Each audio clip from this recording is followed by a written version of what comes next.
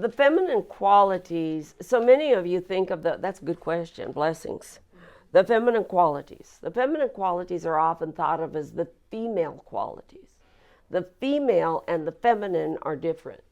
The male and the masculine are different.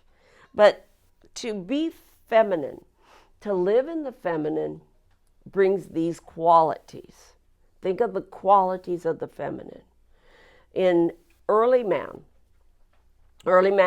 you were brought forward. The male was brought forward for the 3 P's: protection, provision, and procreation. That was your job as men. As the masculine, the females, their job was to keep the fire going, to keep the food coming, to gather and bring about, to nourish the children, to tell the stories, to be the storytellers, to keep the family unit together and kind of the glue, the cohesiveness of the family unit. Not just the washing and scrubbing and all of this, but the corn grinders and the bread makers. Bread and corn have a big significance on a more etheric level. The corn is the sustenance of life. To dry out the water for salt is the sustenance of life. You have to do that. And that's what the females would do. They were providing the food and the nourishment so that the tribe could survive.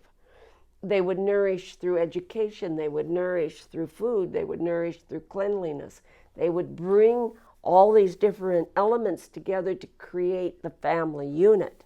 You were in the position that you had 2 very different roles so that the community of man could survive. So to live in your feminine, you're living in these qualities. It means to nourish, to nurture. It means to live in a compassionate way. It means to be the glue of your family, community, society. It means to be the storyteller, to keep the wisdom and the knowledge going. It's really about keeping the storytelling going, keeping the family unit together. And that's how you become feminine. You're not being effeminate. You're not being women as men, but you are living in the feminine energy of the nurturer, the compassionate one, the storytellers, the providers on a family setting or in a family setting. Did I answer the question? Cool. Cool. All right. Blessings.